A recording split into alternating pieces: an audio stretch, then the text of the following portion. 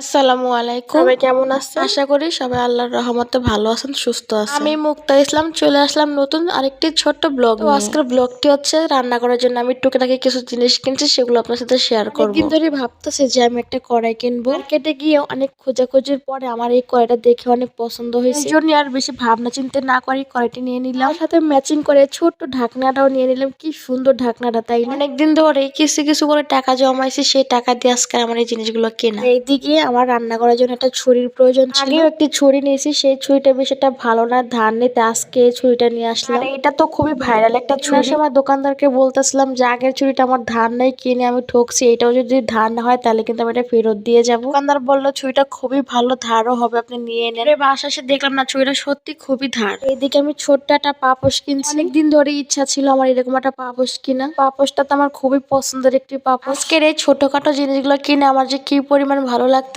আমাদের মেয়েদের জন্য রান্নাঘরটা খুবই একটা ইমোশনাল একটা জায়গা। আর তো অনেক দিনের স্বপ্ন আমি আমার রান্নাঘরটাকে অনেক সুন্দর করে সাজাবো। আর এইদিকে এই পিতলের ঘটিটা আমি কয়েকদিন আগে কিনে নিয়ে এসেছিলাম, করে আপনাদের সাথে শেয়ার করা হয় না, ভাবলাম এখন একটু শেয়ার করি। পিতলের ঘটিটা কত সুন্দর, তাই না বলেন? ঘটিটা প্রথম দেখাতেই আমার এত পরিমাণ ভালো লেগে গেছে, তাই আমি নিয়ে নিলাম। এই ঘটিটার অনেক দাম ছিল, প্রায় 1000 টাকার মতো নিছিল। এইদিকে আমি চলে আসলাম ছাদে, কারণ অনেকদিন ধরে আমার ঘরে মরিচের গুঁড়া শেষ হয়ে গেছিল, তাই ভাবলাম আজ বেশ ভালোই রোদ উঠছে, রোদে মরিচগুলো দিয়ে বেশ ভালো করে মুচমুচে করে নিই। মরিচটা যদি ভালো করে মুচমুচে হয় তাহলে এটা ফাঁকি করতে খুবই সহজ হবে। আমি মনে করি দোকান থেকে মরিচের গুঁড়া না কিনে ঘরে মরিচটা ফাঁকি করা খুবই ভালো। আর এদিকে দেখেন আমাদের ছাদে আশেপাশে পরিবেশটা কত সুন্দর। আর এদিকে চালের গুঁড়াটা একটু রোদে দিয়ে দিলাম, আজ তো বেশ ভালোই রোদ উঠছে, সেই জন্য ভাবলাম একসাথে চালের গুঁড়াটা একটু ভালো করে রোদ দিয়ে নিই, তাহলে গুঁড়াটা রোদে দিয়ে শুকিয়ে নিলে অনেকদিন ভালো থাকে। তো এখন আমি আবারও রান্না করে চলে আসলাম। মার্কেট থেকে আসার পথে বাজার করে নিয়ে আসছিলাম। ছুরিটাকে নিয়ে আসার পরে প্রথমে পুঁইশাকের ফলটাই কেটে দেখতেছি আসলে এটা কতটা ধার। আসলে আমি যতটা ধার ভাবছি এটা তার থেকেও দ্বিগুণ ধার। আমার কি মনে হয় জানেন, আমাদের মেয়েদের কাছে হাতে একটু টাকা হইলে সবার আগে আমরা কোথায় কোথায় যাই? কেউ যায় স্বর্ণকারের দোকানে, কেউ যায় মার্কেট, আর কেউ যায় রান্নাঘর সাজানোর জন্য জিনিসপত্র কিনতে। তবে আর কে কি করে আমি জানি না, কিন্তু আমার কাছে টাকা হলে আমি সবসময় রান্নাঘরের জন্য এটা সেটা টুকিটাকি যতটুকু পারি না কেন সেটাই কিনি, কারণ আমার কাছে আমার রান্নাঘরটি সব থেকে পছন্দের একটি জায়গা। আমি এখানে কোটাকাটি শেষ করে দুপুরের জন্য রান্নাটা বসাই দিলাম। রান্নার ভিডিওগুলো আপনাদের সাথে আর বেশি শেয়ার করলাম না, কারণ এই রান্নার ভিডিওগুলো আপনারা আমার শর্ট ভিডিওতে পেয়ে যাবেন। তো আজকে মার্কেটে গিয়ে না আমার আরেকটি কড়াই পছন্দ হয়েছিল,